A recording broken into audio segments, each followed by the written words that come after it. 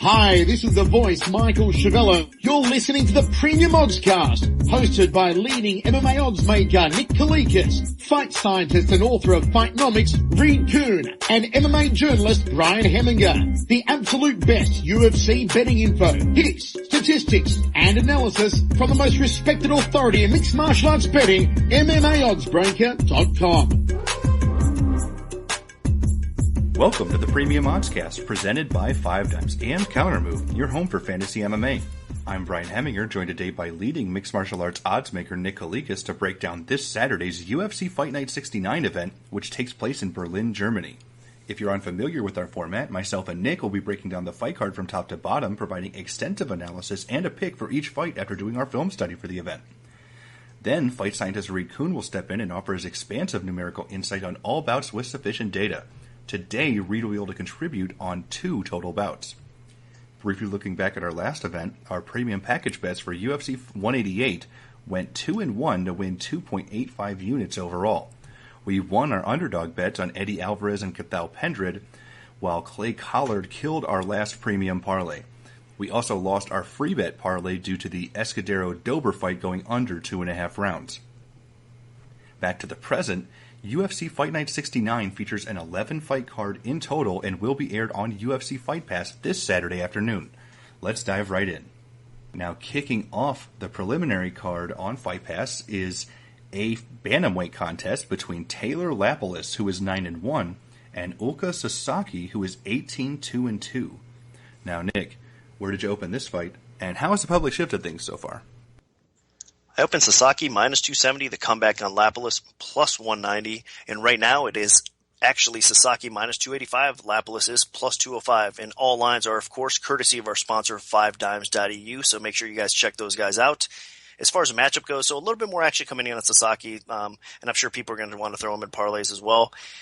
It is his fight to win or lose. I mean, let's get right to it off the top. Lapilus is a very talented fighter, fairly young. Both these guys are young fighters, of course, but Lapilus has less experience overall in MMA, but he's developing his skill set, no doubt about it. He gets better fight by fight. He has a little bit of power. He's got good takedown defense. I mean, in his UFC debut, that was actually the kryptonite for him against a guy like Rocky Lee, the guy he fought. Rocky Lee was a pretty decent wrestler. Well, I guess compared to some of the other potential matchups for Lapilus, Rocky Lee's best path to victory was taking Lapilus down and controlling him there. But Lapilus's takedown D was definitely game there. His stand-up game looked pretty good as well. And throughout his career, I mean, again, on the, basically in the French type of scene, it's different MMA rules, so he hasn't had that pure or the 100% MMA experience until his UFC debut, believe it or not. So he's still learning. He's still developing his skill set. Lapilus is actually a pretty good prospect. Not bad, but I don't think he's at the level of Sasaki. Sasaki is definitely, he has a ton of experience over better competition throughout, of course, and he's got that real pure MMA experience as well. Sasaki is dangerous no matter where the fight takes place. I know he's coming off a disappointing loss. I mean, a lot of people were surprised how bad he looked against Issa, and and I was too, honestly, because I was expecting much better from Sasaki there. But you got to give credit to Issa and his game plan and his submission win over him as well. Moves him up the ladder, but Sasaki definitely takes a step back because a lot of people were thinking Sasaki was actually such a good prospect that eventually he might even get a title shot. That's how good this guy can progress. I mean, he's only 23 years old, and again, he's such a well-rounded fighter. He's got decent stand-up, but his ability to finish on the ground and his submission game is what sticks out the most. So I think this is going to be a competitive fight, probably more competitive than all of us are realizing here, so maybe a little bit more competitive than the odds currently indicate, but it really is Sasaki's fight to win or lose because I just think he's just a level right now above Lapilus. Lapilus is going to have a little bit of strength, I think, and he might do a little bit more damage on the feet, but he's going to have to keep Sasaki off him. And I think eventually Sasaki does take his back or gets the fight to the floor. And once on the floor, I think Sasaki's submission game is going to come into play here. Lapilus is going to be in some decent trouble. So both fairly well-rounded fighters, both young fighters, but stylistically, it's a fight that Sasaki should win more times than not. So I'm going to pick Sasaki to win this fight. Sasaki had a huge letdown in that last fight against Issa. I mean, we all thought that this was one of the next big prospects out of Japan, and he got out-grappled, controlled, and then finished. I mean, it just was a very unimpressive performance. I think this time around, he's facing someone that he should have a huge advantage against, especially on the ground. Lapilus is a good striker. He showcased some pretty good talent in his UFC debut, but again, Rocky Lee just was a type of fighter that absolutely needed to get takedowns and top control to win that fight, and he couldn't do it. He couldn't stay on top of Lapilus for extended periods of time, even when he did get a brief takedown.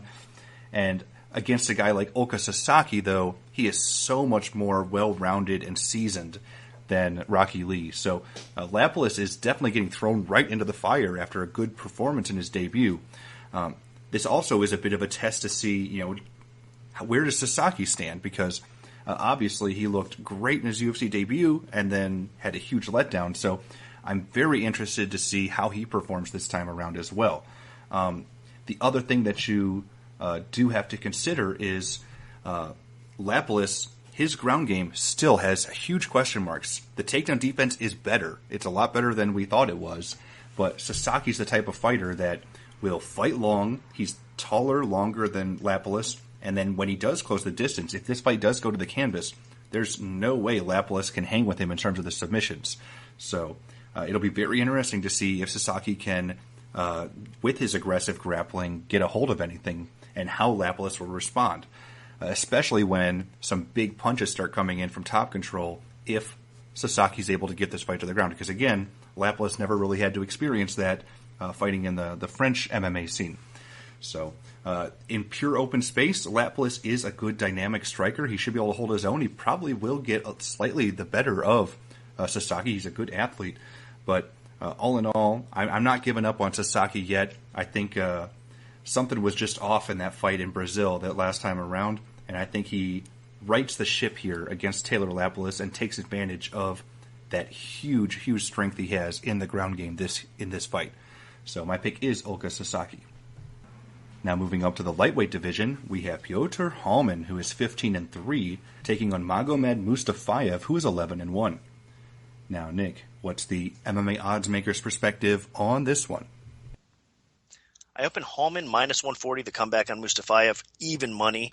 And right now, looking over at 5 dimes, it's minus 125, minus 105. Line margins tighten up a bit, so it's staying virtually close to a pick'em with a slight lean towards Hallman. And I think that's fairly accurate, to be honest with you, in this fight.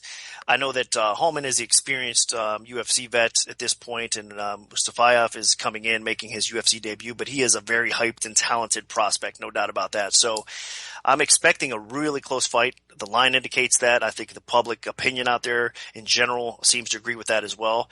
And I mean, as far as matchups go, we should see a very good fight because both these guys are well-rounded enough that I think that we could see each fighter take control as the fight goes on a little bit at some point or another. So getting into Mustafayev real quick, because he's the one that obviously most of you guys won't know about as much. Man, he's a physically strong guy at 155, no doubt about it. Like I said, has a ton of hype around him. He's a well-rounded prospect, no doubt about that as well. He's only 26 years old, so fairly young still. He's very effective and powerful striking, but he's still developing that skill set a little bit. So he still needs a little bit of work in the striking game, but he does have a lot of power and effectiveness for sure in the stand-up game. He has really good wrestling, and takedown game, complete takedown game. So he just doesn't depend on your typical double leg, single leg type of stuff. He could trip you down as well. He has a lot of different ways he can get you the fight to the floor. And he's also very dangerous once he gets you to the floor. He's very active with the submission game. So he looks for the chokes. He looks for position. He looks for some ground and pound. I mean, everything about Mustafayev's ground game is definitely something to watch out for, and you got to be cautious about. His weakness might be his takedown defense, though, at the same time. So I was just bragging about his wrestling and his offensive game on the ground. But honestly, I mean, his wrestling is, his takedown defense is definitely an area that Hallman might be able to exploit a little bit, because Hallman definitely has some underrated wrestling in his own right, and he has an intelligent fight IQ as well. So I think that's the part that Hallman needs to try to do to maybe put Mustafayev on his back, control him a little bit, do some damage, do some ground and pound, maybe even submit him, because Hallman has a decent submission game in his own right, of course, as well. But other than that, I mean, Hallman's skill set and attributes, Hallman's going to be a little bit longer. I mean, both these guys height-wise are close to the same. I think Hallman's going to have an inch, but I think he's going to have a pure reach advantage overall on Mustafayev as well. So I think that Hallman could exploit that a little bit. I think he's going to be the better technical stand-up fighter, and he can just mix things up a little bit better. So this is a tough one for me to pick, because I could see both these guys ending up at top position, both these guys scrambling, getting each other's back. Just being a complete MMA fight back and forth. But I do give some of the slight advantage to Hallman because I think, he's a little bit more proven at this point. You know what you're getting out of him. You know that he can go 3 rounds strong. In fact, he seems to pick it up at times in round 2 and round 3, Hallman does. And there's a lot of question marks right now around Mustafayev for sure. He is training at American Top Team, so I'm expecting a better version to show up in this fight than we've seen on tape, even more so because he is young enough and he's going to keep developing that skill set. So if that's the case, I wouldn't be shocked at all if he does beat Hallman. But for right now, I'm going to look at the weigh-ins and I might change my mind because that's how competitive this fight is. But I'm going to lean a little bit more towards Hallman because I know what I'm getting from Hallman and I'm expecting him to at least show up and perform relatively well. And if that's the case, he should be able to kind of get the win in a close competitive fight. So my slight lean for now is Hallman. And both of these fighters have come to America to refine their talents. Hallman went to the MMA lab, and then Mustafayev went to American Top Team. So I'm very interested to see how they continue to develop, especially Mustafayev, who clearly needed a little bit of extra seasoning. Even though he is more well-rounded, he does need to refine a few things. It's been a little interesting with the Russians. Some have gone to Greg Jackson's. You see, you have guys like Nurmagomedov going to American Kickboxing Academy. Some have gone to New Jersey, and now we've got one going to American Top Team. So they're not all flocking to the same spot. And what's really interested me is I think that Mustafayev has a ton of potential.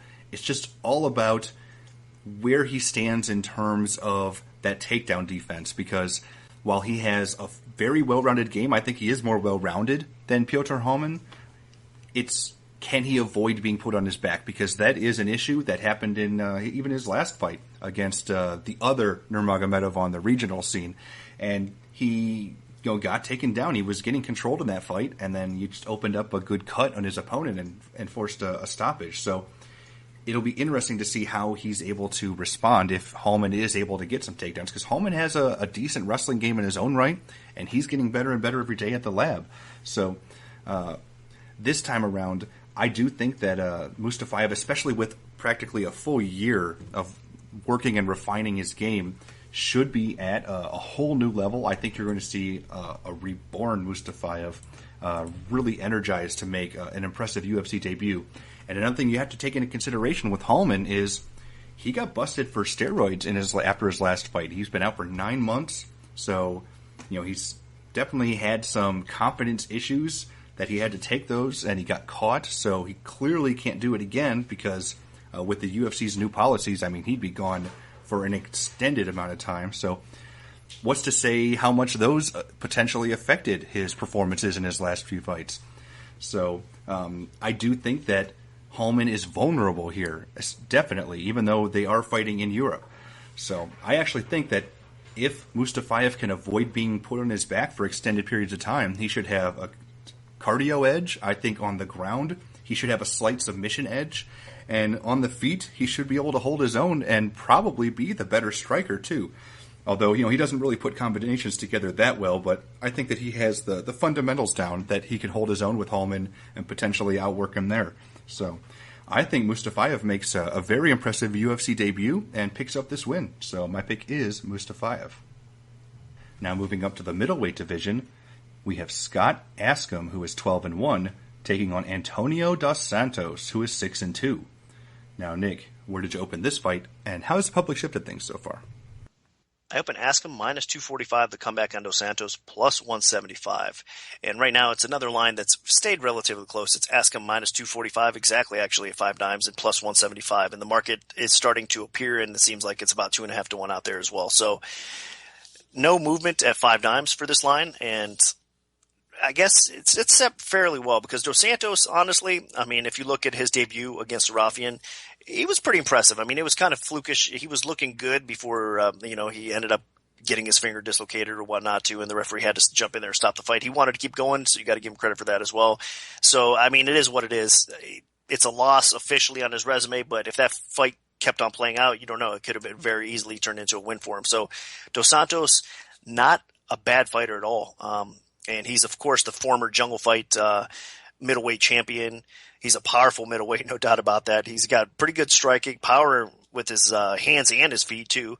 And he is more of a striking-based fighter. So Dos Santos is going to be a dangerous opponent, but Askim at the same time, he's a very well-rounded fighter and a very game fighter. I mean, I know he's unfortunately coming off of his first loss of his career, and that was to Siedenblad, and a lot of that was due to Siedenblad's takedown game, obviously, as well. I don't think he's going to have to worry about that in this fight with Dos Santos, because Dos Santos is going to want to stand and bang with him, so Askim should have a little bit of an edge when it comes to not having to worry about the takedowns as much. In fact, I think Askim, if anything, Askim will probably look to take this fight to the floor and get top position on Dos Santos, or even look for a possible submission or so, if not at least ground and pound, and grind him out a little bit and try to win that fight that way. Askim's a pretty well-rounded fighter in his own right. He's very long, rangy as far as the striking goes. He's going to have a decent little reach advantage over Dos Santos as well. His clinch game is pretty good. He definitely throws some good elbows and knees. And again, I think that he's a little bit more complete at this point than Dos Santos. Dos Santos is going to want to stand and bang. Askim could get this fight to the floor if he wanted to. I think Askim could actually use his range and his striking ability to actually outpoint Dos Santos as well, possibly even knock him out. So really, I'm expecting, again, a relatively competitive fight, and you cannot sleep on Dos Santos because he has that much power that with one punch he can definitely change the whole complexion of a fight. But that being said, I think Askim, it's his fight to win or lose. I think he is the better fighter at this stage, and I'm expecting him to rebound nicely off of a competitive debut loss. I think he's going to come back and finally get his win in the UFC, and it's going to be over a very game Dos Santos. So my official going to be Askim. I think he does win this fight. Askim didn't have the best UFC debut against Magnus Siedenblad. He was taken down. He was controlled. He had his issues in the grappling department. But in the stand-up, he was looking fine. I mean, he almost finished the fight and landed a big kick and almost put Siedenblad out. Just couldn't quite put him away. Against Dos Santos, that's not going to be a problem. He has no issues with Dos Santos taking him down because he's not going to. This is a guy that loves to stand and bang, has good power, and is aggressive. Dos Santos is going to be pushing forward, either throwing out a left jab or left hook, and he likes to wing that.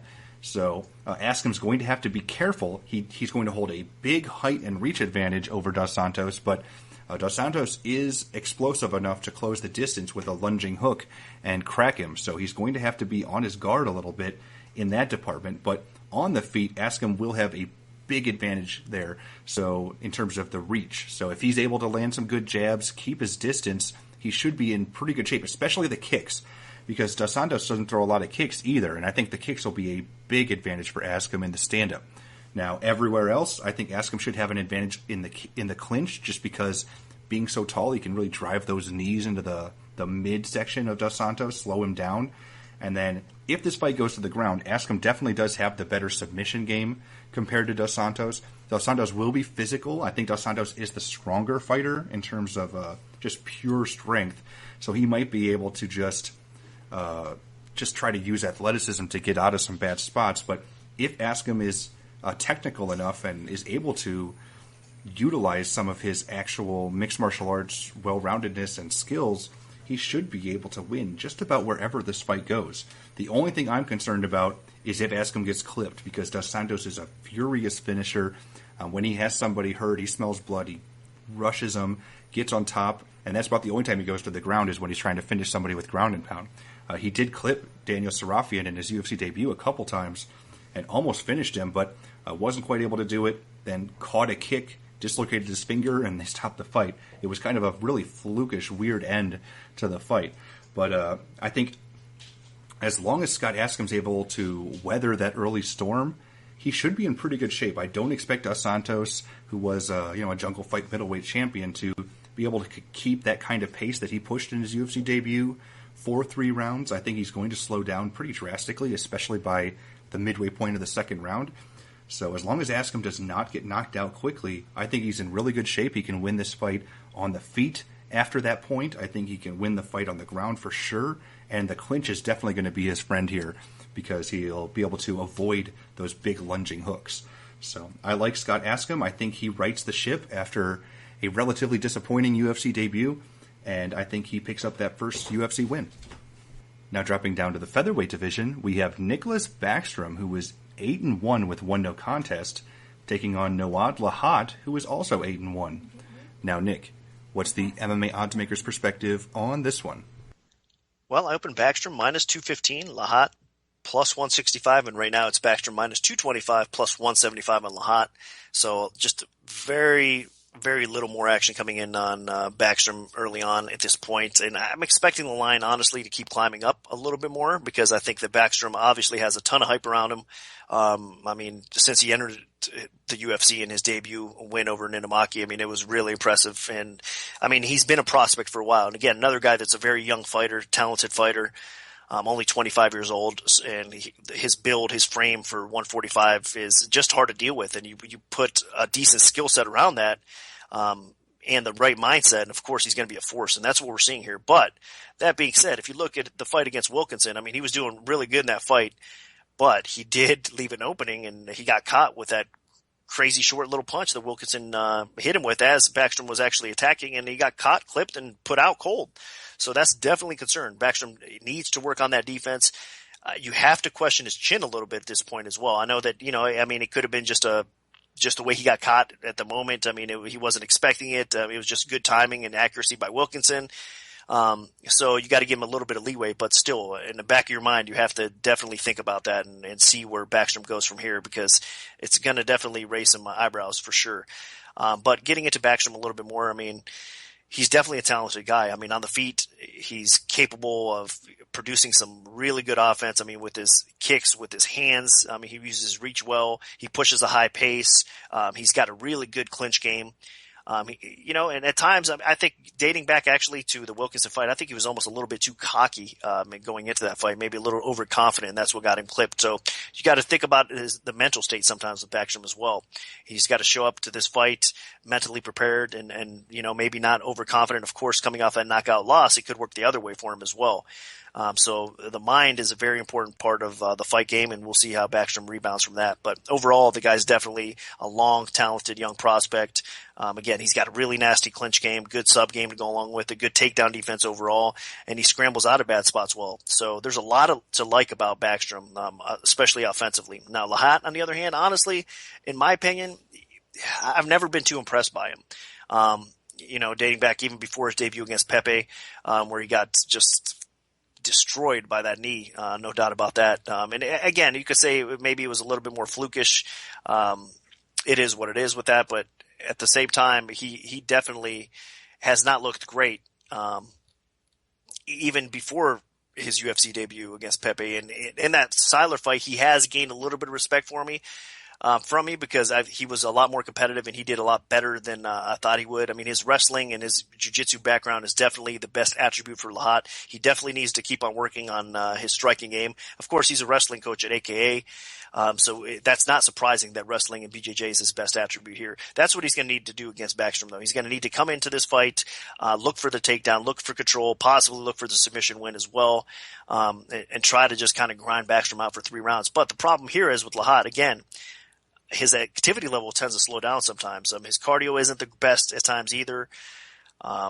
He is kind of fairly well-rounded. He throws on the feet decent with decent power, but he's going to get outstruck by a guy like Backstrom, I think, as well. So I don't know. I think it's a hard fight for Lahat because if he can't control Backstrom on the ground, which I think is a very hard thing to do, I think Backstrom's going to probably catch him with, again, almost the same type of knee that Pepe probably landed on him as well, something towards that nature. So I think Backstrom can finish this fight. Lahat's chin is a little bit questionable for sure. And again, he hasn't been overly impressive. I know he's got a quality win over Siler now, which you got to give him credit for. But beyond that, I think Backstrom's definitely the better prospect of these two. I mean, Lahat's 31 years old now, so he's a little bit older as well. He's got, things going on in his life. Of course, we all know that too with the military, just a lot of things going on as well. And he's performed well, but at the same time, again, I'm more impressed by Backstrom as long as he shows up mentally prepared and has a pretty good game plan. I think he's going to probably come away with a win here. So can't sleep on Lahat though. I mean, he has a path to victory for sure, and that's to control and kind of ground out Backstrom. So as far as betting goes, I would be cautious if you guys are going to lay the juice on Backstrom or put him in a bunch of parlays. In my opinion, you wait to see how he performs in a fight like this because it is going to be a test. No matter what the respect level I have towards Lahat, I still think that he does definitely pose a problem for Backstrom and just the way that these guys match up. So I expect Backstrom to win, but it's probably a dog or pass situation as far as the betting window goes. So Backstrom's going to be my official pick, but it's definitely an intriguing fight. Yeah, I like Backstrom here. Obviously, the hype for him got way overblown heading into his second UFC fight. They definitely wanted him to perform really well. They wanted him to become one of the next big Swedish stars, and it just didn't happen. I mean, that shot he got caught with wasn't even a huge one. It just connected. So both of these guys have actually been on the receiving end of devastating knockouts in one of their first two UFC fights. The difference here is Backstrom actually has decent knockout power, while Lahat really doesn't. I mean, he's a good athlete, Lahat. He has good top control. He's a solid overall grappler, and he's decent on the feet. But, I mean, there's really nothing special there, and he's not a knockout artist by any stretch of the imagination. So I don't see him repeating what happened in Backstrom's last fight. But Backstrom could put Lahat out, because you just go back, and how Backstrom was able to secure that first UFC win was he hurt his opponent on the feet first, and then was able to lock in that almost bulldog choke submission. So I think that Backstrom should be the better overall stand-up fighter. He should be the more powerful stand-up fighter. And then on the ground, while Backstrom I don't think has as good a wrestling as Noad Lahat, the difference is Backstrom, I think, is a much more aggressive grappler. He'll be throwing up a lot of submissions, really chaining things together. And honestly, as Nick mentioned, one of the only things that I'm really worried about is where these guys are mentally, because Backstrom had all the confidence in the world, almost a little cocky heading into that last UFC fight, thinking that he was one of the next big things, and then he got caught. So is he still going to have any of that swagger left heading into another fight against somebody that's just as good as his last opponent, just doesn't quite have that much power? So it'll be very interesting to see how Backstrom performs here with not nearly as much pressure on him. He's fighting on the undercard. He's competing not in Sweden either. So it's in Germany. It's close, but there's not quite as much pressure. So it'll be very interesting to see what he looks like this time around, because he still has all the skills to go out there and be a very, very interesting featherweight in the UFC roster, but it just all depends. Honestly, Lahat's best chance for victory is to utilize that really solid wrestling that he has, take Backstrom down, avoid getting submitted or swept or caught in anything, and then just going after him and trying to get takedowns to top control and winning the fight by decision. But I don't think it happens. I think Backstrom either catches him on the feet or maybe even locks in a submission, or perhaps just sweeps him and takes top position and rides out a decision. But I just think Backstrom overall is the better fighter. And even though Lahat trains at a good gym over at AKA, I just don't think it's going to be enough. Backstrom puts in plenty of time with the All-Stars in Sweden. He should be in good shape here, and I expect him to pull out the victory. So my pick is going to be Nicklas Backstrom. Now, sticking with the featherweight division, we have Alan Omer, who is 18-4, taking on Arnold Allen, who is 9-1. Now, Nick, where did you open this fight, and how has the public shifted things so far? I opened Omer minus 210, the comeback on Allen plus 160, and right now the line over at Dimes is staying competitive. It's still exactly the same, minus 210 plus 160. So I think a lot of people are just not eager to bet either one of these guys. They know it's probably going to be a competitive matchup out there because both these guys are definitely talented prospects for 145. I guess I'll start with Allen a little bit first. He is taking this fight on about 1 week's notice. Now, I don't think it's going to make a huge impact for him because the guy is not a big guy for featherweight at all. I mean, he's not going to have to cut a lot of weight. He always seems to be in decent shape. He trains at a decent camp in the UK as well. So I'm not expecting this week's notice to impact him as much as it would sometimes other fighters as well. But getting into his skill set, Allen's pretty impressive. I mean, he's a talented young prospect. He's only 21 years old. He's a southpaw. He's long for the weight class. But he is a grappling-based fighter. He is well-rounded overall. He's got some decent grappling, of course. What impresses me about his takedown ability is he's got some pretty nice body lock takedowns, leg drape type takedowns, and he goes for him often, and he's aggressive at going after the ground game for sure. Now on the feet though, he's not bad either. I mean, I'm impressed by his speed and his power. I mean, he's aggressive. He's got nice jab. He follows up pretty well with his boxing. It's not bad combinations. So he does like to push a very high pace, and he's very aggressive. He's got very nice work from the clinch with his knees as well. The only question about Allen, in my opinion, is his takedown defense still, and he's a little small for 145, I think, as far as physical strength goes. So those are areas that concern him, and they might come into play here as well against Omer. But overall, Allen is definitely a good prospect, and I think we're going to see him do very well in the UFC. But he is matched up, on short notice with a very talented prospect in his own right, Omer. Omer's got it all, a complete skill set. He's still improving as well. The guy really is impressive. I mean, on the feet, he's a very aggressive fighter, very nice striking game overall. He's got clean technique, power, and every single strike. He puts the kicks in there well. So he's got his hands and his feet you got to worry about. He does get a little bit too aggressive at times, so he leaves some room for counters on the feet. That's one area that he has to develop. I think he's got to tighten up a little bit more defensively. But overall, he's got pretty good takedown defense, nice jiu-jitsu game to go along with it. Really good reversals if he is taken down. And his cardio, I guess, is an area of concern as well, because Omer does tend to slow down a little bit as the fight goes. So coming in off of his debut loss at a very competitive split decision type of fight, I think Omer's going to look to rebound here and get his first official UFC W. And against Allen, it's not going to be easy. So I am expecting a very competitive back and forth type of fight. But I think what's going to come into play the most here is probably the strength of Omer, because both these guys are definitely, like I said, very well rounded. They should neutralize each other out in several different areas, but I think Omer's just going to be a little bit physically stronger. I think he will probably be able to get a takedown or two, even though he's more known for his striking. He's not, a dumb fighter by any means. I think from what he's shown so far, he's got decent fight IQ. But again, defensively on the feet, standing a little bit, he's got to tighten that up a little bit. And again, he does tend to slow down. So it's going to be a competitive fight. I'm expecting it to probably hit the scorecards, but I think it's Omer's strength and just physicality that's going to come into play here and probably grind him out a decision win here, a very close win. But I am going to lean towards Omer to get the win here. But man, you got to watch out for Allen as well. Both these guys, I think, could definitely win some fights at 145, and both of them are good, talented, young prospects. So very happy about this fight and looking forward to it, because I think it's going to be a fun fight to watch. But my official pick is going to be Omer. I think he just has a little bit of advantage here. The main thing that scares me in this fight is the fact that Allen had to take it on such short notice. I mean, he basically has 1 week to prepare for his UFC debut.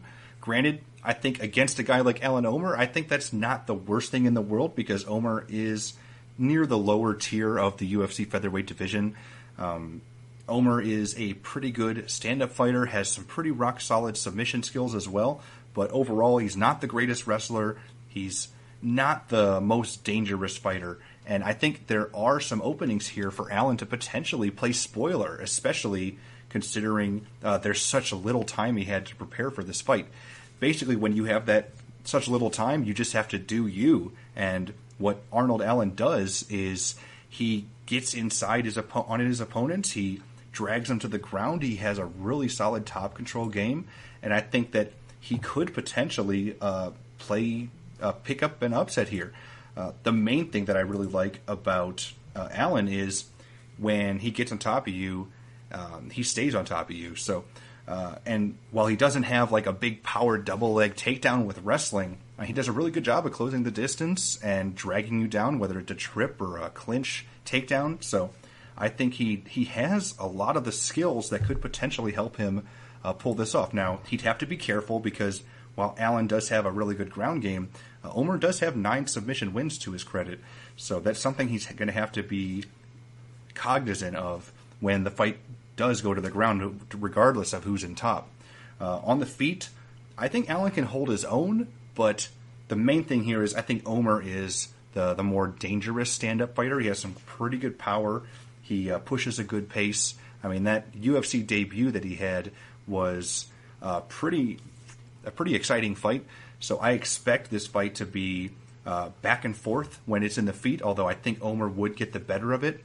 And what's really going to come down to is whether or not Allen, his cardio can keep up, because it's very difficult if he's not in 100% perfect fighting shape. I don't know what he's been training for or anything, because this fight was literally just announced yesterday.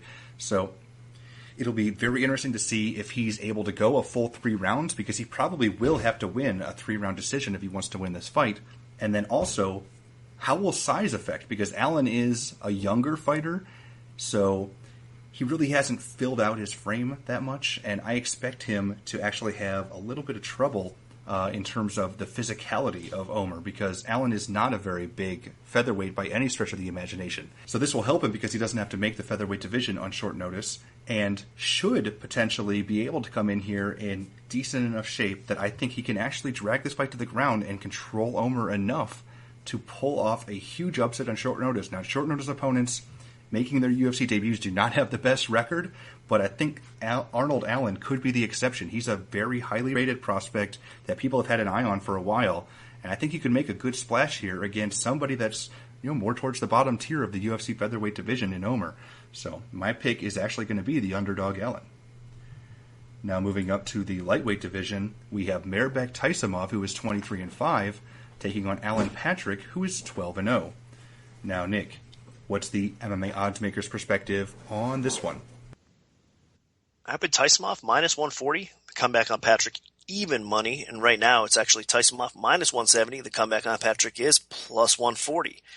So more action coming in on Taisimov. I'm not really even surprised by this. Taisimov is an extremely popular fighter.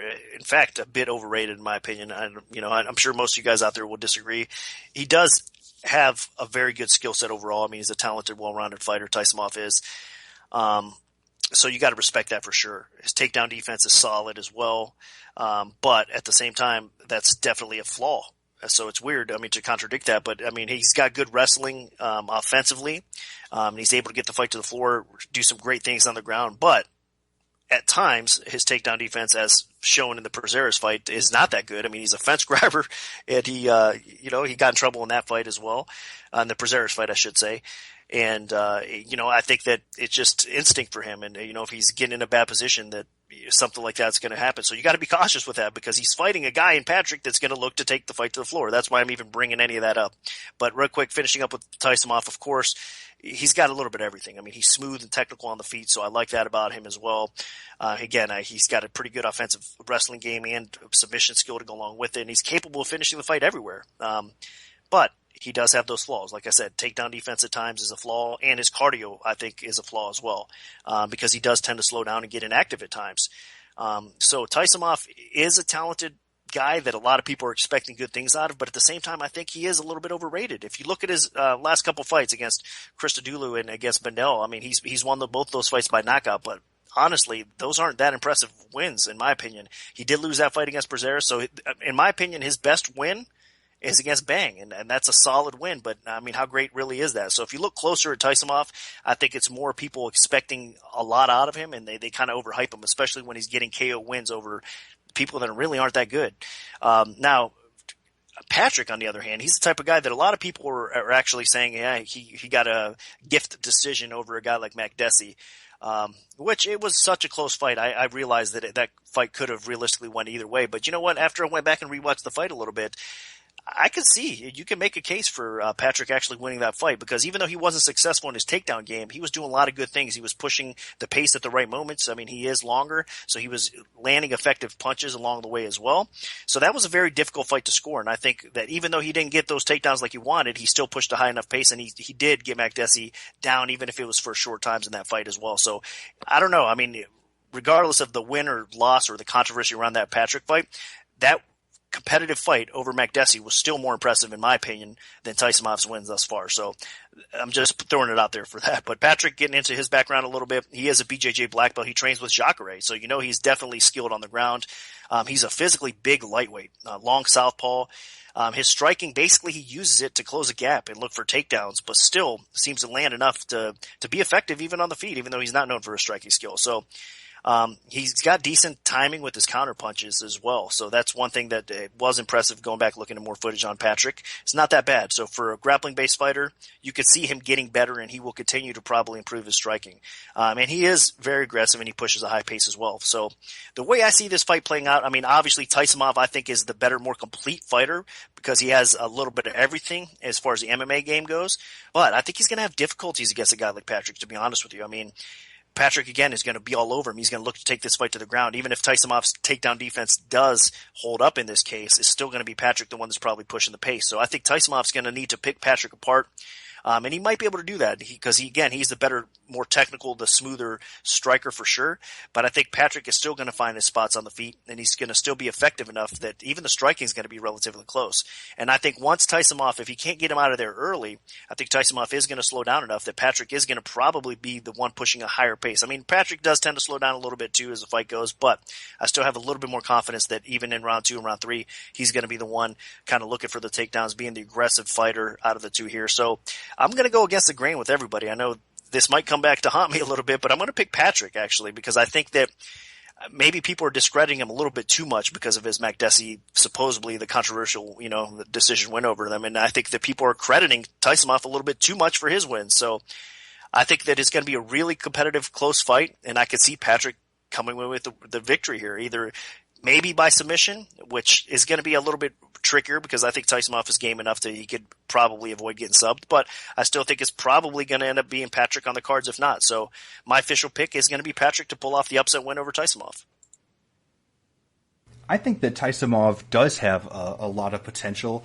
Now, obviously, all 3 of his UFC wins have been against guys making their promotional debut, so he really hasn't been tested against a proven talent yet in the lightweight division. So this is actually his first fight against somebody that's actually competed in the UFC before. Alan Patrick is a pretty dangerous fighter at 12-0, but I know a lot of people aren't giving him a lot of credit because that last fight against John Makdessi, where he won a pretty controversial decision, a lot of people didn't think that he deserved it because he wasn't able to get the fight to the ground when he was trying so hard. And, but he was pushing forward. He was the aggressor, even if he wasn't connecting with most of his shots. So I think that this is an interesting fight because Patrick does have some of the skills that have given Taisimov problems in the past. Taisimov, his one UFC loss was against Prazeres, where he repeatedly got taken down and controlled. Now, Patrick doesn't quite have Prazeres' wrestling, but he does have a good top control, and he does aggressively look for and pursue the takedown. So I think if Taisimov is a little too aggressive, he could open himself up to getting taken down, and who knows? I mean, we've seen multiple times now that he just reaches out for the fence and grabs it. He could end up losing a point on something like that. So that is something to consider. Now, in pure open space, while Patrick is a good athlete, Taisimov is a very good technical striker, and he has shown steady improvements every time we've seen him. Granted, he still hasn't faced a proven UFC lightweight yet, but he has looked better and better every time. So I think that he's going to come in here and really try to set the tone with some aggressive stand-up from the center of the cage, just try to avoid any situation where Patrick can take him down or keep him down. Now, there is a bit of an age gap as well. Patrick is in his early 30s. Taisimov is only 26, I believe. So if Patrick, isn't able to get this fight to the canvas, it's going to be more and more difficult for him to be able to, just because he does have a little bit more wear and tear, even though Taisimov's fought almost 3 times as much in his career. So I expect this fight to be competitive, especially if Patrick can get a takedown or two. But all in all, I do think that Taisimov is going to be able to keep the fight upright for the majority of the time, and in open space, he should definitely be favored because he is very explosive, has good power, good accuracy, and his striking defense isn't that bad either. It's not great, but I don't see Patrick hurting him because Taisimov does have some pretty good durability as well. So I think this is Taisimov's fight to lose, but Patrick could be a little bit scary if he's able to get those takedowns, but I just don't think that he'll get enough, and they won't be taken long enough for them to matter. So my pick is Mairbek Taisimov. Now, closing out the preliminary card, we have a featherweight contest between Makwan Amirkhani, who is 11-2, taking on Masio Follin, who is 10-4. Now, Nick, where did you open this fight, and how has the public shifted things so far? Talk about some hype. Amirkhani, minus 265. The comeback on Follin, plus 185. And Amirkhani is minus 240, plus 180 now. So line margins kind of tighten up a little bit. There's been two-way action on this fight, a little bit back and forth. And I'm talking about hype because I think a lot of people out there believe that Amirkhani is better than what he probably is. Now, he's not bad, so I got to give the guy a little bit of credit. But honestly, that I think that win over Ogle was kind of a fluke, to be honest with you. I mean, it was good timing. You got to give him credit. I mean, he prepared, even said in the post-fight press conference that he knew Ogle was going to come in, take the center of the ring, and then stop, and he threw that flying knee. It was a beauty. So got to give him credit where credit's due. But I think at the same time, if that fight plays out, it might have been a different ending, honestly. Even if it is Ogle, and those of you guys that don't respect Ogle might think I'm crazy for saying that, but I do think that it would have been more competitive. So coming in with a lot of hype, popularity, a lot of marketability too, as far as Americani goes. I mean, there's a lot of good things to like about the guy. Now, as far as skill set goes, I don't know. I mean, he is a southpaw. He has a Greco-Roman freestyle wrestling background, and he's not bad as far as the ground goes, for sure, but he's way overrated as far as the striking goes. I mean, he does throw with some power, but he's a little wild at times as well. And again, he's another one of these fighters that, mainly strikes a little bit just to get in close the gap so he can get the fight to the floor, because he is a very aggressive grappler, really pursues the takedowns, and he's always looking for submissions as well. But the problem with Americani is, even on the ground, his aggressiveness leads to mistakes in bad positions sometimes as well. So he's still raw, still developing his overall skill set, and the hype around him, which I guess I'm surprised a little bit that the line hasn't increased more on Americani, because I figure more people would back him here in this spot.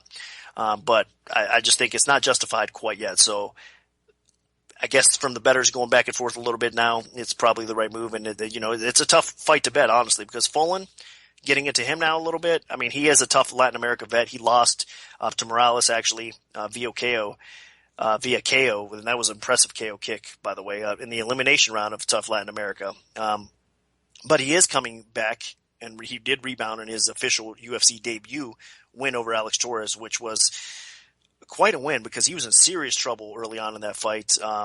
But he managed to settle down and, get the decision, which was great. But Fullen is kind of a well-rounded fighter. And I'm saying kind of because he's one of those guys that's decent everywhere, but not great nowhere. I mean, he's not really physically dominant on the feet. He's not physically dominant on the ground. So he just has a little bit of skill everywhere, but he's not going to blow you out of the water in any aspect of the game. So that's what you get out of Fullen.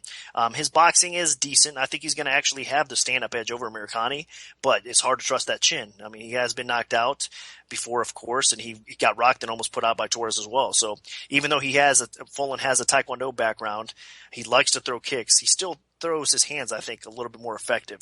And you got to definitely be careful if you're fighting Fullen, because his boxing is not that bad.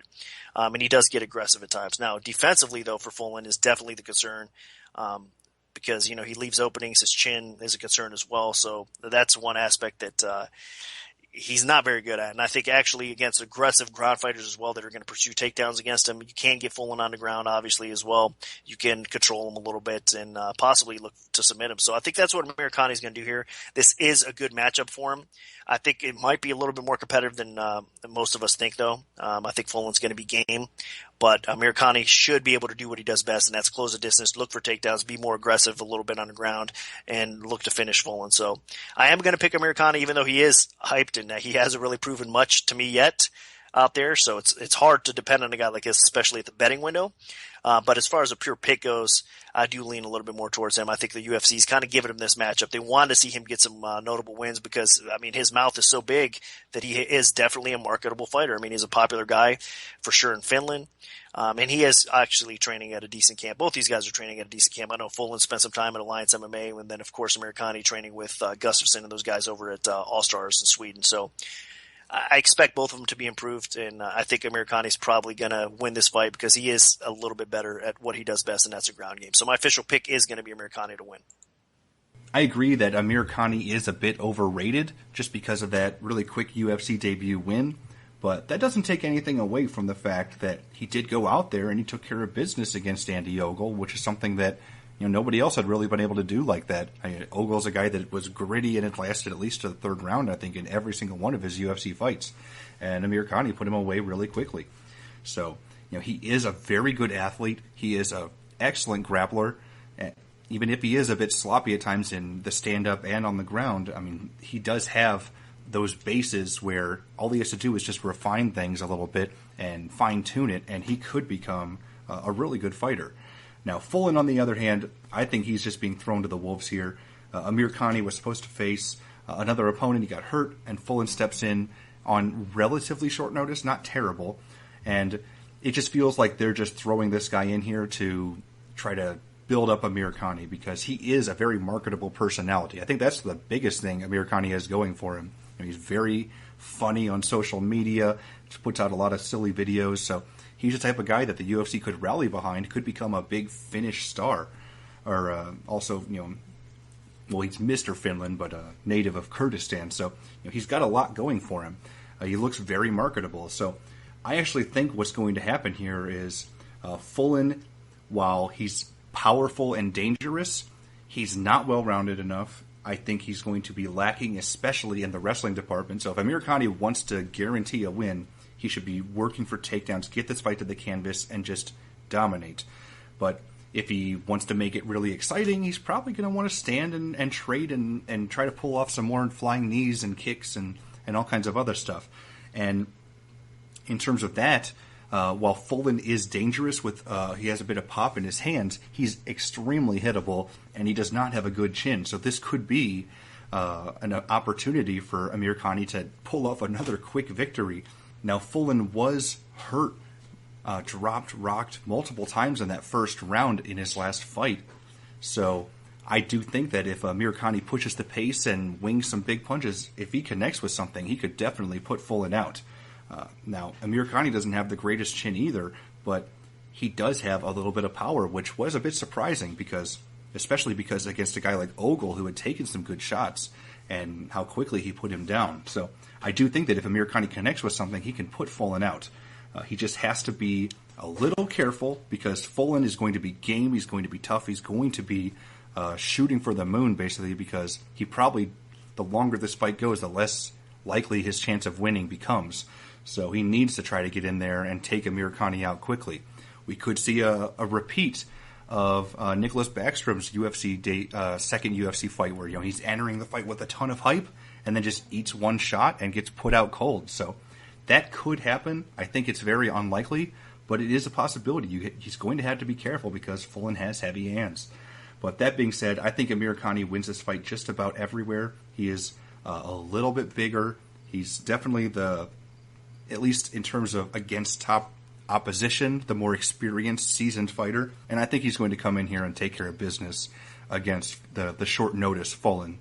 So my pick is going to be Makwan Amirkhani. Now kicking off the main card, we have a lightweight contest between Nick Hein, who is 11-2 with 1 no contest, taking on Lukasz Sajewski, who is 13-0. Now, Nick, what's the MMA oddsmaker's perspective on this one? I open Hein minus 175, the comeback on Sajewski plus 135. And right now it's actually Hein minus 165 plus 145. So line margins again tighten up a little bit. And there has been two-way action on this fight. Hein actually was over 2-1 at one point. Now it's back down a little bit too. So public action early on at least is supporting both fighters.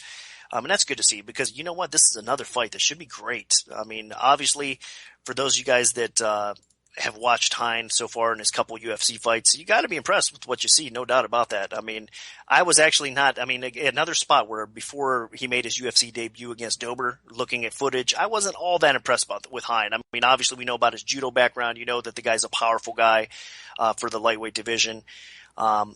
But he has improved quite a bit. He's putting in the work, and that was a pretty impressive win over Dober. And then his fight against James Vick was very close as well. And we know that what kind of role Vick's on right now as well. So, I mean, he stunned Vick on the feet. I mean, Hein is a very well-rounded fighter because he can land hard punches and be effective on the feet, almost get you out of there. And then, of course, his judo background, his takedown game is very effective as well. And he's got submissions to go along with it. So Hein is a very complete fighter. And the scary thing is, he's another one of these guys that's always going to improve. Now, he is 31 years old, so he doesn't have that upside of a very young fighter that's going to improve leaps and bounds, between fights, but he is showing some steady growth and steady improvement. So Hein is a very tough out and a very respectable fighter for sure. I mean, he's got decent skill set everywhere. And this is, of course, in Germany. So that's going to be in his backyard as well. So a lot of good things going into this fight for Hein, except his opponent. Sajewski's a very talented fighter. I mean, he is young. He's going to be, I believe, 24 entering this bout. And just giving you some background on Sajewski, he's been a very talented, hyped prospect again for a long time. He's only a blue belt in BJJ, so that's a little bit interesting because I think he's actually above and beyond that as far as skill set goes. So officially he's listed as a blue belt, but the guy is really good and really technically sound everywhere in the MMA game, including the ground. Now, he does hold a win over Marcin Held. That was back in the day. That's still impressive because we all know that Marcin Held has improved a lot since their first meeting.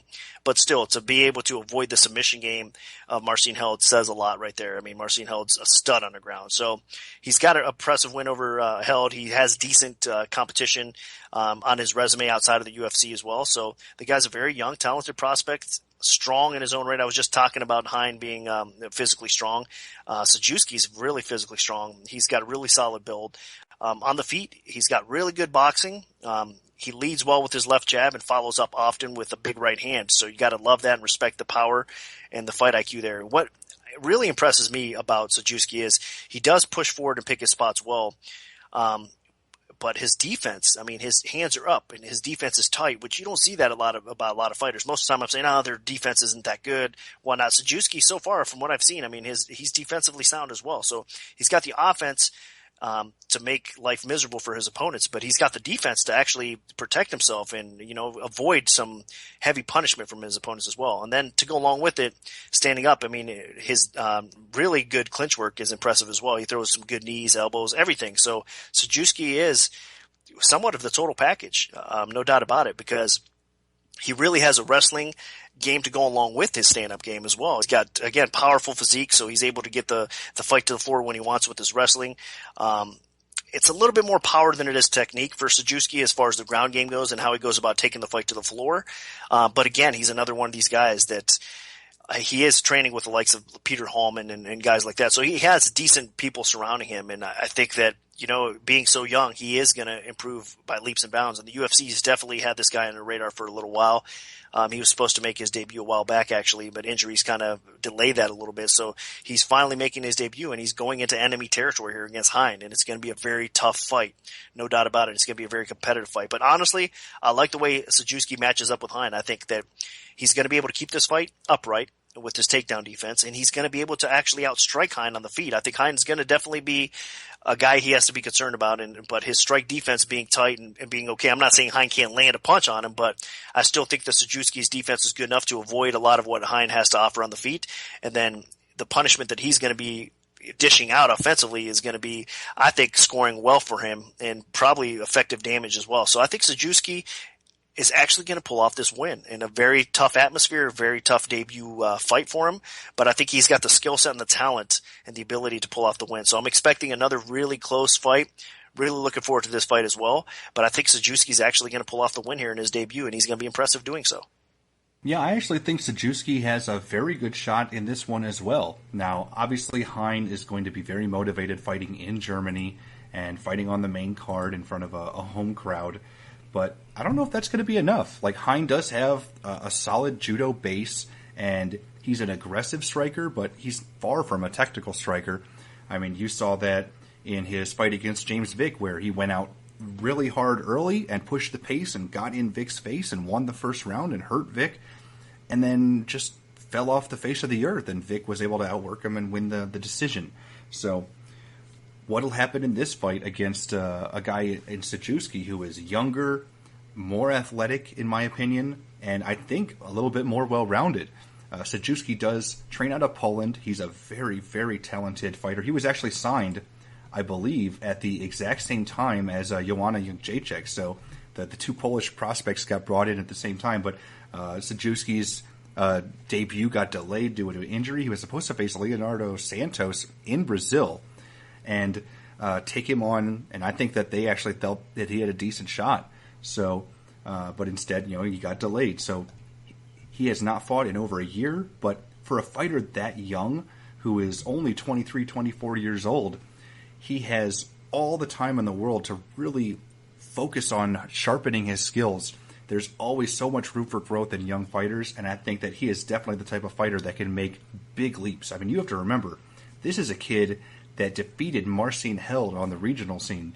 So, I mean, yeah, most of his other opponents haven't been that great, but that is a quality win. I mean, Held is one of the best lightweights not in the UFC today, and could potentially be a future Bellator lightweight champion.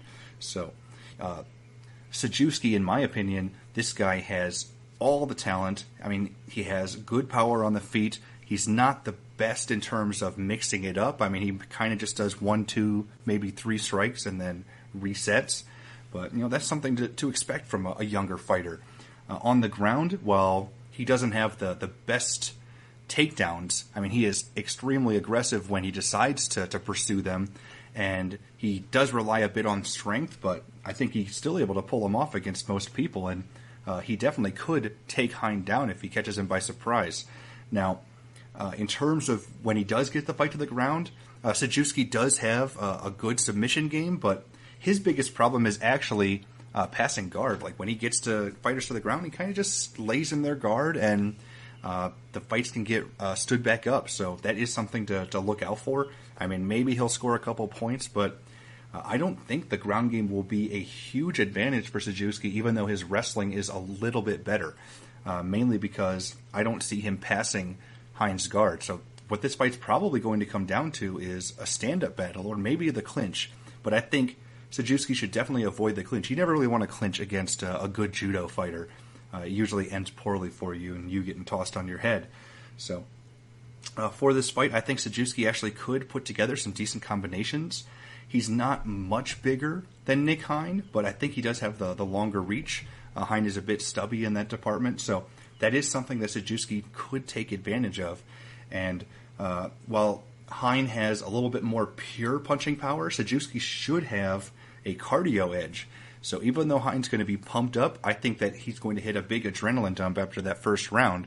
And if Hein doesn't knock Sajewski out, which I don't really expect, then I think Sajewski is going to be able to either continue to dominate if he wins the first round or rally and win the next 2 rounds. So I actually think that Sajewski is able to come in here and pull off the upset win in Germany against the German in his UFC debut. So my pick is Nicklas Sajewski.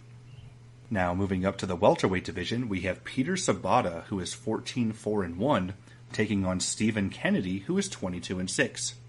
Now, Nick, where did you open this fight, and how has the public shifted things so far? I opened Sebata minus 230, the comeback on Kennedy plus 170, and right now it's minus 250 for Sebata, the comeback on Kennedy plus 210, so a little bit more action coming on Sebata. You know what, I'm glad to see him get some respect because, even in his first UFC stint, the guy was kind of thrown to the wolves a little bit. He was in competitive fights for sure, but I think he was a little bit underrated, and when he got released from the UFC, he didn't get the respect he deserved.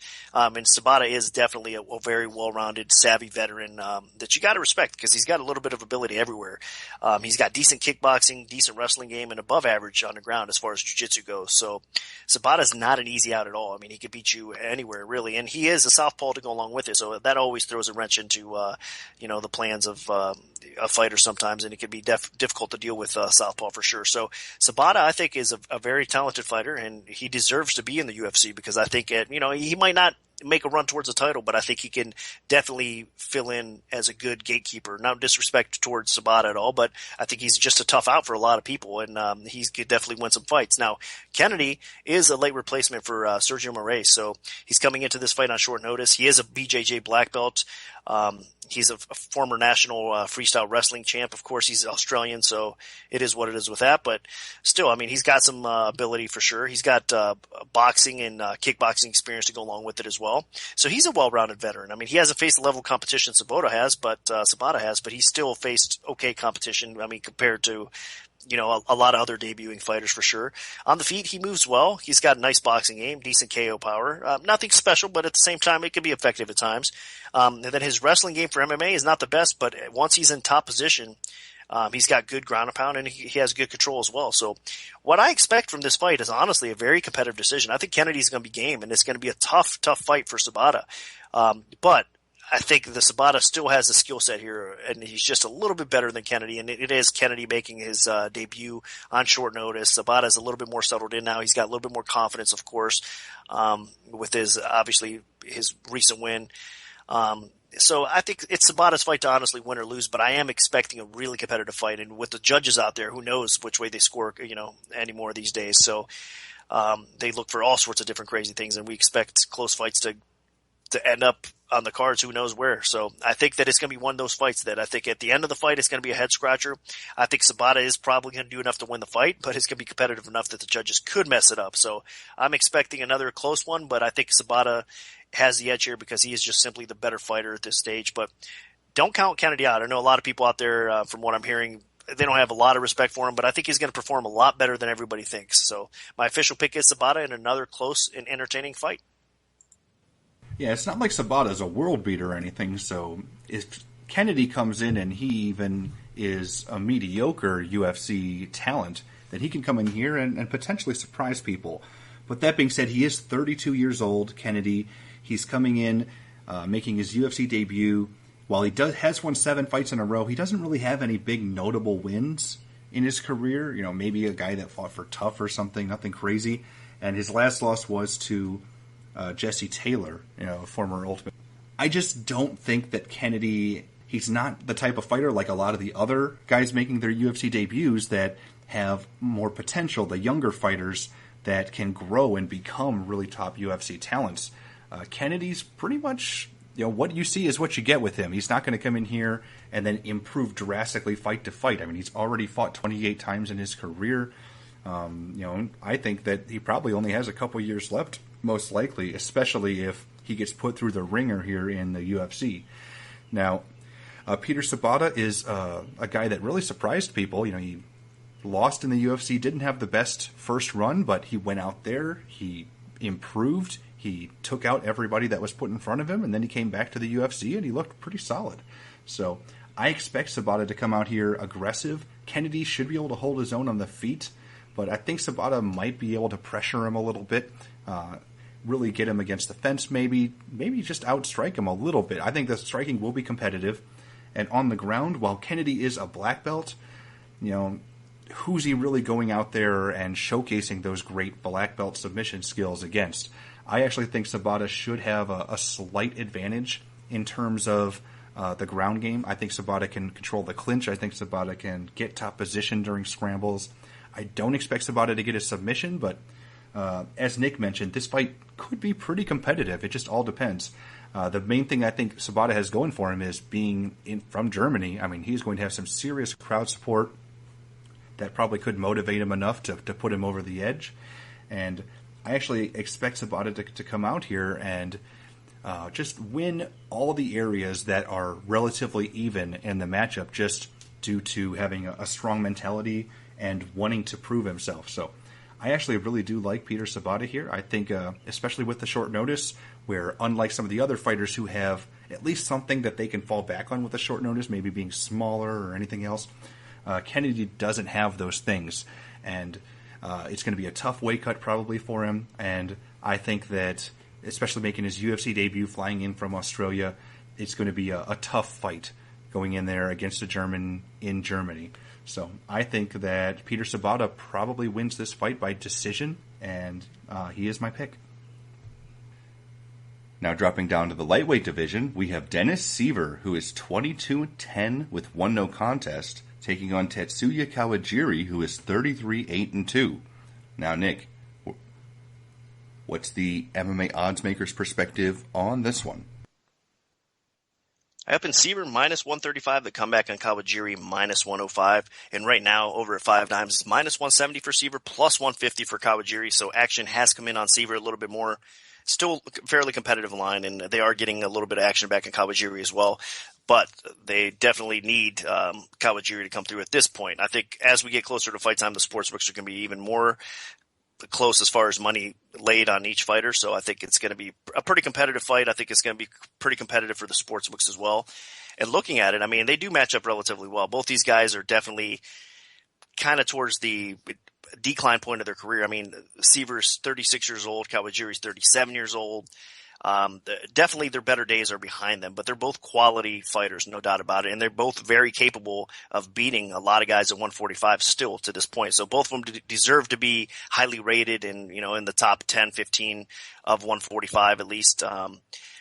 But that being said, like I said, I think the peak of their career is definitely behind them. And what this matchup comes down to is really the wrestling. Who's going to control the wrestling here? Because they should neutralize each other out a little bit. Kawajiri, that's mainly what he goes for anymore. I mean, he's back in the day, he was a pretty good striker. I mean, he was more than capable of finishing people on the feet, a pretty well-rounded skill set. But now that he's dropped to 145, getting a little bit older, he definitely tends to rely on his wrestling a whole lot more. So I think that's what you're going to see here. Kawajiri is going to come into this fight. He's going to try his best to get the fight to the floor and just dominate Siver on the ground. I don't think it's going to be easy, though. I think Siver's wrestling's always been a little bit underrated. He's more than capable to fend off some takedowns and get top position on the ground as well. So the wrestling battle is going to be interesting because I think both of them can get top position at one point. Even though Seaver's more known for his striking, and he does have some pretty good striking. Again, I think he's a little bit on the decline overall in his career as well. And I think his striking is a little bit less effective, but he does have some power with his hands, with his feet, and I think he does have the striking edge in his fight. So if the wrestling is a little bit neutralized, the ground game, the submission skill, I think is going to be a little bit more neutralized. I think Kawajiri's a tad bit more dangerous as far as pure submission skill goes, no doubt about that. But I still think the ground game's fairly going to be even. And I think you have to give the slight edge to Seaver because of his stand-up skill. I think both these guys, you can't really rely on their chins either. I mean, it wouldn't be shocking to see either one of them get clipped and go down and get knocked out, especially, again, as they're getting a little bit older. It's going to be more likely for that to happen. But I still think Seaver is the more dangerous offensive fighter. And I think if there is going to be a knockout in his fight, it's probably Seaver catching Kawajiri along the way, or Seaver at least doing enough damage on the feet to probably win on the cards as well. So it's hard to be confident either way in this fight because of what stage these guys are at. And again, they're both definitely, popular fighters, legit fighters in the 145 weight class. So they deserve the respect that they're getting, but I slightly lean a little bit more towards Seaver in this fight because I think he should be the better fighter at this stage in their career. Even though both guys are getting up there in age, both guys have been knocked out and don't have great chins.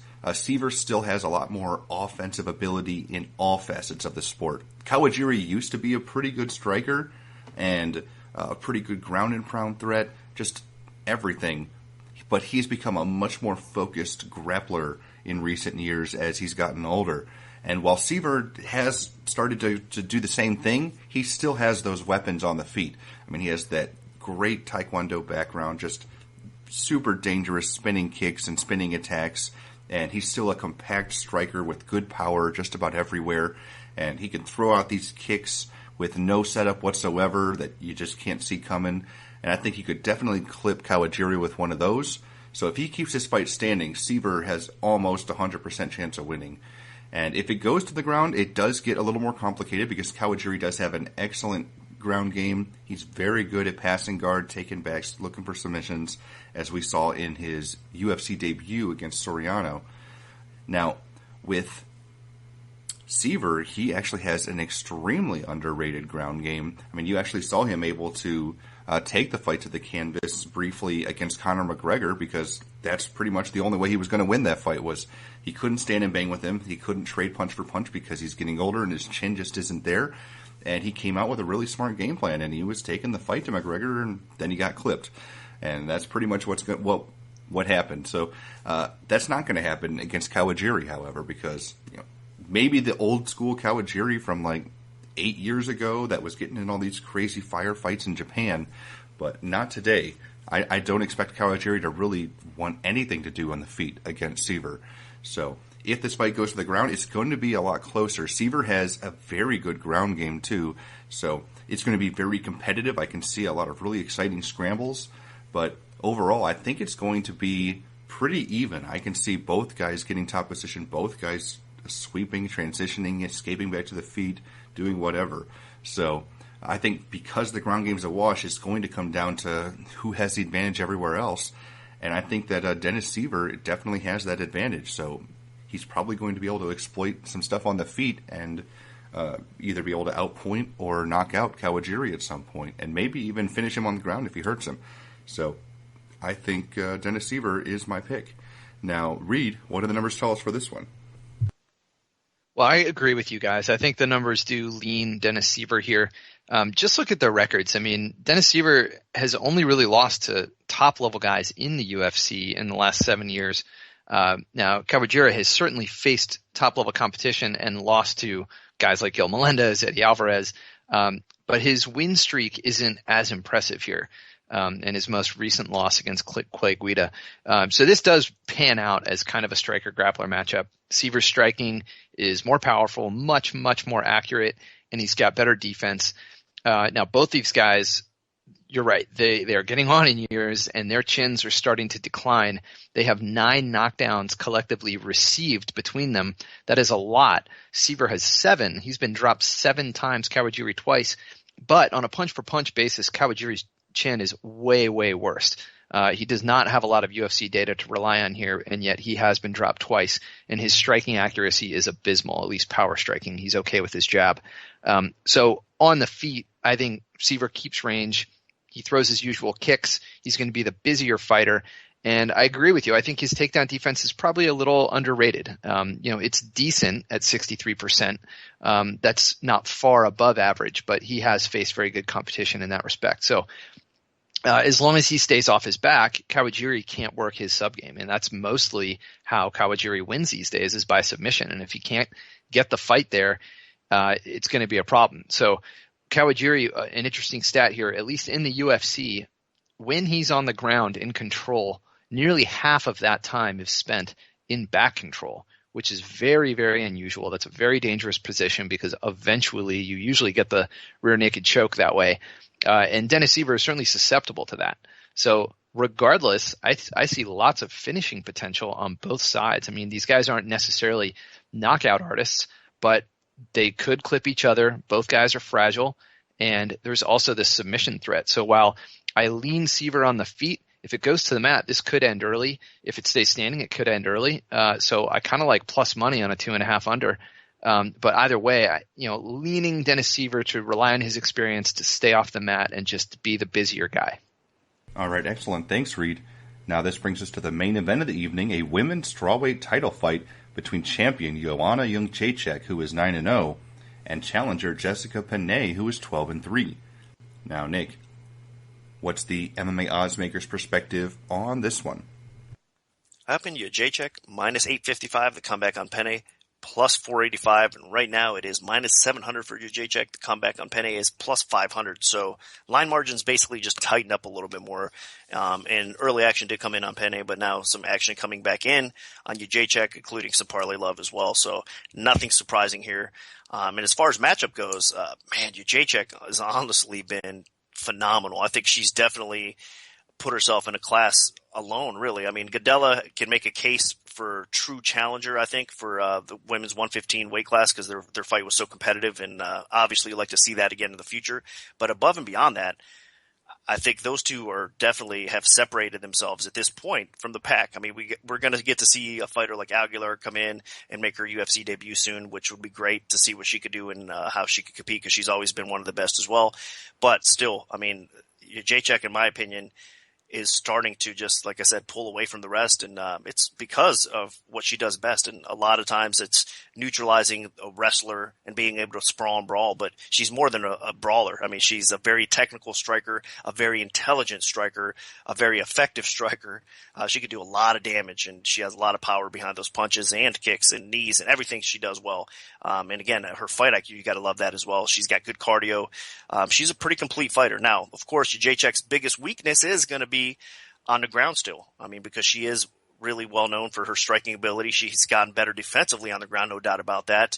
It's hard to keep her down once you get her down, and her sub defense seems to be okay as well. But that's the intriguing factor here because Penne is definitely a submission fighter that's going to try to exploit Jedrzejczyk's weakness here. I mean, that's her best path to victory is definitely getting this fight to the ground or taking Jedrzejczyk's back and trying to win by submission here. So those are the question marks behind Jedrzejczyk. Even though she's been so dominant, she's been so great, and I think she is the best right now, 115, no doubt about that. It's gonna get tested here if she can, maybe neutralize Penne on the ground, keep the fight upright, and then do what she does best. She should have an easy fight. But, I mean, the challenge here is definitely Penne's ground game. Penne on the feet, it's not bad. She's got a little bit of length. I mean, she's tall for the division. And she has a little bit of reach. I think 2 inches actually on Jedrzejczyk. So it's not much. But she fights a little bit longer than that at times, I think. So it seems like she's even taller and longer than she really is. But that being said, it's Penne's stand-up game is decent. it will not compete and not fit well with Jedrzejczyk's game, because Penne gets hit a little bit too much on the feet, honestly. I mean, she gets tagged up by people that don't have the striking that Jedrzejczyk does. So imagine what Jedrzejczyk is actually going to do in this fight. I think she's going to bust Penne up pretty good, honestly, on the feet. So Penne's definitely going to have to try to get some takedowns, trip Jedrzejczyk down, maybe even up against a cage, try to get a takedown, or even take her back, at an angle and try to submit her that way. It's going to be really difficult, though. So Penne is definitely one of the better fighters at 115. I just think, again, she's just not close to the level of Jedrzejczyk at this point. And I think that it's going to be a very tough fight for her. So even though it's intriguing by the line, I mean, you're getting plus 500 on a very skilled fighter in Penne, it's still not – I don't think it's kind of worth the play. I think more than anything else, those of you guys that are going to take a stab at Penne, I think you could – try to get an even better line by Penne inside, or Penne by submission, to be exact, because that's the way she's probably going to win if she pulls it off. Other than that, honestly, it's Jedrzejczyk's fight to win or lose. Like I said, I think she could neutralize Penne by keeping the fight upright, and she's going to bust her up. And I don't expect this fight to last very long. It might go in round 2, possibly round 3, but enough damage is going to take place in this fight. Jedrzejczyk's going to land enough that eventually Penne is going to go down and she's going to get finished. So it is what it is. Jedrzejczyk's a big favorite for a reason. Again, she's one of the best fighters that I've seen in a long time in any weight class, with her ability to do what she does best and keep the fight upright. And again, her fight IQ comes into play as well. So I love seeing what she can do. And I think she's only going to get better with each fight too. That's a scary thing. I mean, she's fairly young still, and she's now just getting into her groove, her confidence, everything that's kind of lining up right for Jedrzejczyk. So I think the sky's the limit for her. And I do think she's going to be impressive here and probably finish Penne along the way. Yeah, we expected Jedrzejczyk to become the champ, but I don't think anyone thought that it would be such a one-sided beatdown in her fight against Carla Esparza. I mean, she showcased such slick and incredibly impressive striking and takedown defense and ability to get up when taken down. So Jedrzejczyk is so incredibly dangerous. I mean, she's just a cut above just about every woman on the planet right now, except maybe Claudia Gadelha, who is, in my opinion, probably the number 2 right behind her. And they did have a competitive fight. But against Penne, I mean, this is all or nothing for Penne. I mean, she needs to get this fight to the ground in a hurry, because while Penne is about as long as Jedrzejczyk, and she's one of the few fighters that can almost match her in reach and height, I mean, this striking matchup is a blowout, absolute blowout. Jedrzejczyk has all that vast experience in the Muay Thai circuit, taken all these striking contests before switching to MMA, and it has paid off. I mean, her striking is so slick and so good, and even her defense. I mean, she has all the instincts, everything down. I mean, she just throws such nasty combinations and puts things together that just other women in the division just can't do yet. So she's just a cut above a lot of the talent right now in the 115-pound division. And the only thing that really could be exposed is we still haven't seen a lot of her ground game, except that she's able to be defensive with a lot of things. So Penne needs to close the distance, wrap her up, drag her to the canvas with a clinch takedown, with trip, anything. Just whatever she can do to get this fight to the ground, because on the feet, Jedrzejczyk is going to start connecting at a high rate, because Penne's striking defense is terrible. She just cannot stand and trade fairly with just about anybody, really. She's just not very fast with her striking. She definitely packs zero power that Jedrzejczyk will be worried about whatsoever. And I mean, she just stands there toe-to-toe. I mean, she's going to take 5 shots to land 1. And while Penne has never been knocked out yet, or even really rocked in a fight, I mean, that's just not something you can do against somebody as lethal as Jedrzejczyk. Now, on the ground, Penne is a phenom. She is so long and lanky and super, super flexible that she can pull off a lot of moves and transitions and things on the canvas that other women in the 115-pound division can't do. So if she can get a hold of Jedrzejczyk on the ground, that fight could get interesting. But I just don't see her being able to do that for an extended period of time, especially because she can't just shoot in for a power double. That's not her style. So if Jedrzejczyk's just able to keep her distance, which she should be able to do because she's so long, I mean, I just see her lighting Penne up And Penne does not have the greatest conditioning either, so I see Penne slowing down a lot as this fight goes on, especially because Jedrzejczyk isn't just a headhunter. Yeah, she lands a ton of head strikes, but she just goes for whatever's available. You saw in the Esparza fight, she just started mixing it up, blasting her to the body. The second Esparza started only protecting her head. I mean, she just goes for it. So I think Penne has about a round, maybe a round and a half, to pull off a submission, because otherwise she's going to get absolutely destroyed on the feet. So I think Jedrzejczyk, it's definitely her fight to lose, and as long as she can keep this fight standing and at distance where she likes it best, she's going to win convincingly. So my pick is Joanna Jedrzejczyk. Now, Reed, what do the numbers tell us for this one? Well, there is a caveat here with the sample size. We don't have a ton of data on any of the women's strawweights, but there is enough here to support a couple of main points that you guys just said. Let's start with Jedrzejczyk. Her striking is through the roof. I mean, she is more than doubling the output of her opponents. She's firing off 20 attempts per minute on her feet, and she's doing so with average accuracy, but also excellent defense. So she's not really taking any damage herself.